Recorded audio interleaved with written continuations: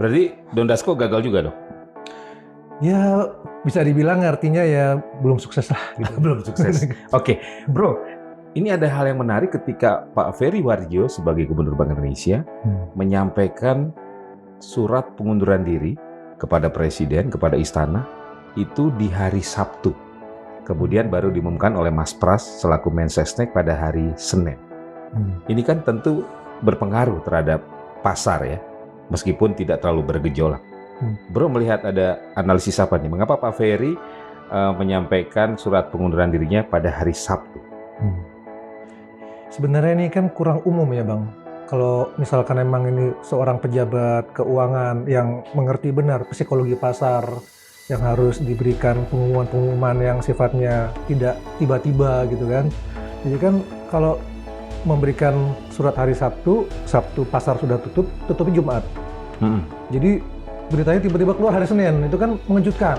Jadi seperti seolah sengaja mau memberikan efek kejut kepada pasar dengan berita kemunduran dia dari jabatan ini kan.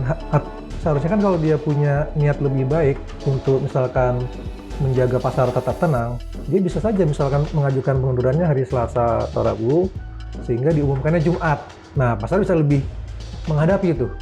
Karena sudah tutup ya? Iya, karena emang sudah tutup. Ini kenapa tiba-tiba muncul? Ini kita sangat-sangat curiga bahwa, oh jangan-jangan ada maksud-maksud lain nih. Misalkan sambil menyelam minum air gitu kan. Ya udahlah, gue mundur. Tapi kemunduran gue sekalian kalau bisa membuat sesuatu gitu misalkan. Itu kan orang curiga gini kan. Kan harusnya Pak Ferry kan dia orang yang paham lah psikologi pasar kan. Gitu. Jadi harusnya dia bisa memilih hari yang lain untuk mundur gitu. Pemilihan Sabtu mengajukan dan kemudian diumumkan Senin itu memang perlu diselidiki sebenarnya. Bro Gede melihat ada mensreya dari Pak Ferry menyampaikan pengunduran diri pada hari Sabtu. Nah itu kan dugaan kita kan, maksudnya kan dia sebagai orang yang mengerti harusnya jangan gitulah gitu kan. Kecuali dia memang punya niat lain gitu kan, mungkin untuk mengguncang pasar keuangan kita, mengguncang pasar saham kita gitu kan. Jangan-jangan, kita nggak tahu. Tapi kan memang kebijakan di sektor keuangan ini terlalu kompleks, terlalu sehingga sulit untuk dibuktikan secara tadi mensreya kan niat jahatnya gitu secara hukum gitu kan. Ya ini kan memang tidak bisa gitu. Tapi kalau kita dari para ekonom melihat, kenapa pilihnya hari ini gitu. Gitu. Tapi dampak secara langsung yang Bro Gede lihat dari pengunduran diri Pak Ferry terhadap nilai tukar rupiah, terhadap pasar saham bagaimana? Kalau kemarin baru kita lihat nilai tukar per sore ini sepertinya masih relatif stabil di 18.000. Kemarin juga di sekitar 18.000 juga. Mungkin 18.050 atau 80 sekarang itu masih. Kalau di pasar kurs pasar falas kurang berpengaruh ya. Tapi kalau di pasar saham memang agak turun sekitar 0,8% hari ini. Tapi banyak bursa lain yang turunnya jauh lebih parah, itu di KOSPI sampai 11% turunnya. Jadi hampir tidak ada efek kejutnya juga ternyata. Panas. Ekonom Gede Sandra menyoroti pengunduran diri Ferry Warjio yang diajukan pada hari Sabtu dan diumumkan pada awal pekan.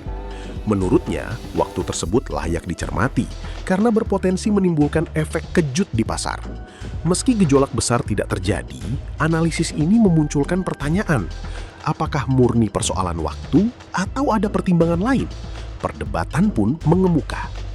Artinya koordinasi sistem keuangan, moneter, dan fiskal, dan termasuk ada namanya KSSK Bang, Komite Stabilitas Sistem Keuangan.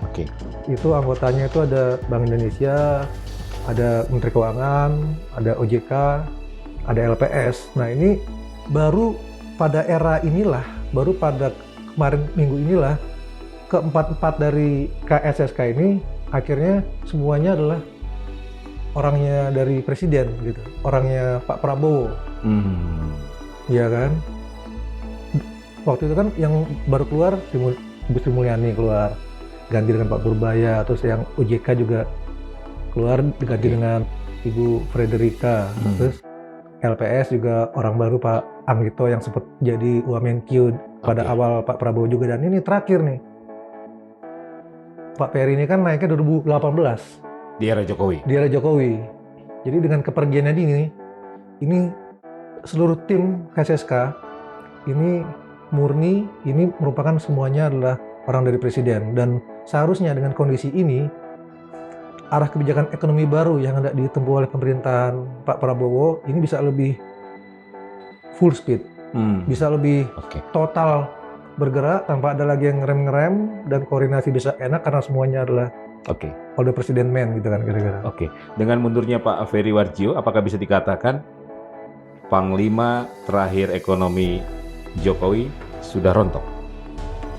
Bisa dibilang seperti itu juga. Panglima moneter. Panglima moneter era Jokowi sudah rontok dengan mundurnya Pak Ferry Warjio. Betul. Ini udah artinya seluruh tim KSSK itu benar-benar orangnya Pak Prabowo. Berarti sebelum Pak Ferry mundur, memang seperti ada ganjalan atau ada hambatan? Masih terhambat untuk bergerak lebih cepat. Dan makanya kita sangat berharap dengan momentum ini, seluruhnya adalah tim Pak Prabowo di KSSK, bahkan sekarang ada plus Danantara juga ya, agar saya ngerti lah itu agar terjadi koordinasi baik dengan Danantara dari sistem keuangan kita. Itu seharusnya perekonomian bisa jauh lebih cepat sih di akhir tahun ini dan tahun depan. Jadi memang perlu Presiden Prabowo menempatkan orang-orangnya di KSSK agar akselerasi ekonomi lebih cepat lagi. Betul loh, kayak gitu. Ya. Dan satu lagi, ini kan dulu sedikit mengingatkan bahwa Bank Indonesia itu dulu pernah membuat namanya TPID.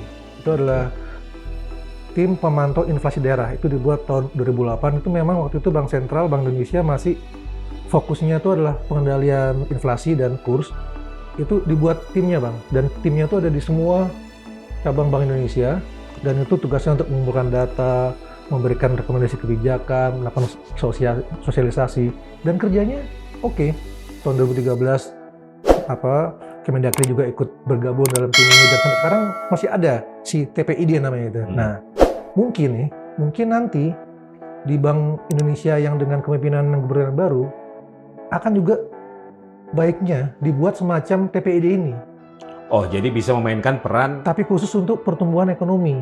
Apalah mungkin namanya tim pendorong pertumbuhan ekonomi, TPPE atau apa nanti bisa lah dibuat. Tapi inti dari fungsinya dia memastikan kinerja seluruh cabang Bank Indonesia ini ikut mengawasi di daerah bagaimana investasinya, bagaimana gerak perkembangan ekonomi di daerah, bagaimana Pemda dalam hubungannya dengan misalkan gate investasi. Jadi harus ada semacam ini kelihatannya ya. Dan peran itu pernah dimainkan oleh Bank Indonesia? Pernah pada era-era yang tapi belum ada semacam tim khusus kayak gini gitu. Tapi kalau zaman misalkan Pak Harto, Bank Indonesia kan dia langsung di bawah presiden. Jadi dia tuh bisa disuruh tuh untuk menjadi semacam tim penggerak ekonomi tadi itu langsung gitu. Nah, tapi pada saat bank ini Bank Sentral sudah mulai independen semenjak reformasi, dia harus dibuat tim terpisah. Karena kan dia udah nggak bisa lagi di bawah presiden kan. Jadi sekarang sudah ada TPID untuk inflasi, nanti baiknya ada semacam tim pendorong ekonomi atau apa nanti namanya. Jadi Bank Indonesia tidak hanya menjaga nilai tukar dan inflasi, tapi punya peran juga untuk pertumbuhan ekonomi. Betul Bang. Itu yang diinginkan oleh Presiden Prabowo yang tidak bisa dijalankan oleh Ferry Warjio. Panas. Ekonom Gede Sandra menilai mundurnya Ferry Warjio sebagai Gubernur Bank Indonesia menjadi titik balik penting. Karena menurutnya, seluruh unsur KSSK kini selaras dengan arah kebijakan Presiden. Gede Sandra berpendapat, kondisi ini dapat membuka peluang percepatan koordinasi kebijakan ekonomi. Namun, pandangan tersebut juga memunculkan perdebatan. Apakah langkah ini akan mempercepat akselerasi ekonomi atau justru menguji keseimbangan antara koordinasi pemerintah dan independensi Bank Indonesia? Inilah isu yang kini menjadi sorotan. Gubernur Bank Sentral. Kalau Gubernur Bank Sentral kayak Ferry Warjio kemarin ya kelas menengah anjlok gitu kan. Kita kan mau kelas menengah tumbuh lagi nih. Ya. Menurut Bro Gede, ada kaitannya nggak atau ada pengaruhnya nggak kasus korupsi CSR Bank Indonesia dengan mundurnya Pak Ferry, atau kalau kita ingat dulu di awal pemerintahannya, Pak Prabowo mengkampanyekan efisiensi dan sempat menyebut bahwa ada beberapa lembaga atau bagian dari negara ini yang tidak bersedia melakukan efisiensi, sehingga Pak Prabowo sempat menyebut bahwa ada negara dalam negara. Nah ini saya juga dengar juga waktu itu kabarnya itu memang merujuk ke Bank Indonesia, Bang. ke Pak Ferry Warjio. Ke Pak Ferry. Jadi kan memang karena independensi ini juga dia bisa seenak-enaknya untuk mengatur anggarannya sendiri, tidak bisa Jadi saat pemerintah melakukan efisiensi ini ternyata Bank Indonesia tidak ikut melakukan efisiensi juga gitu kan. Ya mungkin kemudian ada namanya kasus CSR ini kan karena faktor itu juga kan. Gitu kan, jadi saking jor-jorannya termasuk juga untuk CSR, dan di bagian CSR inilah yang ada kasus. Masuk kemudian hukum di situ. Jadi memang ini ya mungkin sudah saatnya juga Bank Indonesia juga ikut melakukan efisiensi juga gitu untuk menghemat anggaran negara, terutama misalnya untuk bersolidaritas bersama pemerintah lah. Bersama dengan fiskal, efisiensi, Bank Indonesia juga seharusnya ikut dalam tren itu. Ini saya dengar dulu gitu. Jadi yang dimaksud Pak Prabowo ada negara dalam negara terkait efisiensi, yang dimaksud adalah Ferry Warjio dan Bank Indonesia. Dugaannya itu kemarin tuh. Gitu. Jadi memang sebenarnya sudah dari awal pemerintahan Pak Prabowo ya, Pak Prabowo ini tidak nyaman. Tidak nyaman, tapi kan dengan bank sentral ini. Iya. Menunggu waktu yang tepat, momentum yang tepat, terjadilah. Oke. Tapi tidak bisa dikatakan Pak Prabowo lambat. Ya itu juga yang tadi saya bilang bahwa ini Pak Prabowo sepertinya ingin membereskannya satu persatu. Yang ini dulu. Baru yang terakhir yang inilah. Kan Panglima Ekonomi terakhir kan mungkin yang dilihat yang paling besar, yang paling bukan badannya tapi apa? Badan si lembaganya sangat luas, bisa sangat otoritas yang paling berpengaruh dalam ekonomi Indonesia, ya kan? Ini mungkin harus menjadi babak terakhir untuk benar-benar menyolidkan tim atau pasukan dari ekonomi fiskal dan moneter ini, KSSK ini. Apakah secara tidak langsung bisa dikatakan bahwa Pak Prabowo juga melakukan bersih-bersih orang-orang Jokowi di tim ekonomi? Nah, yang terlihatnya kan seperti itu, Bang, akhirnya, Bang. Karena kan ini yang terakhir dipilih Pak Jokowi kan sebenarnya kan, 2018. Panas! Ekonom gede Sandra mengaitkan sorotan terhadap dugaan penyimpangan dana CSR Bank Indonesia dengan isu efisiensi anggaran yang lebih luas. Menurutnya, hal tersebut menjadi bagian dari dinamika yang sedang dihadapi Bank Indonesia. Meski belum ada bukti bahwa keduanya saling berhubungan, pandangan gede Sandra memunculkan pertanyaan. Apakah pengunduran diri Ferry Warjio murni karena alasan pribadi atau terjadi di tengah meningkatnya sorotan terhadap tata kelola dan akuntabilitas? Isu ini pun menjadi perdebatan publik. Kan? Pak Ferry Warjio. Dan ini di periode kedua ya, Pak Ferry ini ya? Periode pertama, Bang. Oh, apa? Yang sekarang ini? Iya, ya kan 2018, selesai 2023, diperpanjang lagi oleh Pak Jokowi kan? Iya kan? Iya. Harusnya 2028. Tapi kalau 2028 ya pertumbuhan ekonomi kita akan stagnan terus di 5% kalau dia masih menjabat. Berarti memang Pak Ferry Warjio ini bukan orangnya Pak Prabowo ya? Bukan. Orangnya Pak Jokowi? Pasti. Kalau nanti Pak Prabowo menempatkan dalam tanda kutip orangnya, bagaimana dengan independensi Bank Indonesia? Nah, masalah independensi ini kan sebenarnya juga menjadi perdebatan ya Bang ya. Maksudnya kita ini sebenarnya apa sudah benar terlalu independen atau kita ini kurang independen. Nah ini ada ukurannya Bang dalam dunia internasional. Namanya CBIE apa Central Bank Index apa gitu ya, E-nya gitu, itu yang mengukur tingkat independensi bank-bank sentral seluruh dunia yang diukur 155 negara. Berapakah tingkat independensi Indonesia misalkan? Jadi makin mendekati, kan skalanya 0 sampai 1. Makin mendekati ke 1, artinya makin independen, makin bebas dia dari pemerintah. Nah, berapakah skor Indonesia? Indonesia tuh 0,76 tingkat independensinya. Artinya sudah cukup mendekati 1 ya. Pertanyaannya, berapakah indeks untuk bank sentral negara lain? Misalkan Amerika nih. Kita kan selalu bilang Amerika tuh paling liberal, apa asalnya segala macam. Indeks dia itu lebih rendah dari Indonesia. 0,6. Jangan tanya negeri-negeri di Asia Timur yang pertumbuhan ekonomi tinggi-tinggi, seperti Jepang, itu lebih kecil lagi, 0,4. Cina 0,5 atau 0,6. Jadi jangan-jangan kita sudah paling terlalu independen nih. Apa mau disuruh lebih independen lagi biar kita nggak tumbuh-tumbuh gitu? Mungkin gitu ya. Ya nggak akan harusnya kan harusnya ternyata kok kenapa banyak negara malah lebih kurang independen ketimbang kita. Dan kenapa mereka nggak disuruh, kenapa nggak diteriak-teriakin, oh junjunglah Jepang harus menjunjung tinggi independensi, jangan ngajarin Jepang bro, dia ada pertumbuhan ekonomi tinggi 20 tahun, double digit, dia nggak perlu bank sentral yang terlalu independen untuk itu. Cina juga kayak gitu, Cina kan kita tahu bank sentralnya ada di bawah siapa gitu kan, partai gitu kan. Dia jauh lebih kurang independen, tapi kok dia bisa menghasilkan pertumbuhan ekonomi double digit 20 tahun. Sampai sekarang rata-rata pertumbuhan ekonominya dari tahun 80 sampai sekarang itu 8,9%. Dia tanpa bank sentral yang independen. Kita harus bertanya lagi, jangan-jangan yang kita perlukan bukanlah bank sentral yang terlalu independen. Karena yang terlalu independen dia jangan-jangan sibuk sendiri nih. Sono mau tumbuh, sini mau ngerem gitu kan. Sono mau ngapain, sini malah ngurusin apa gitu. Jadi independen rasa Indonesia, harusnya begitu ya?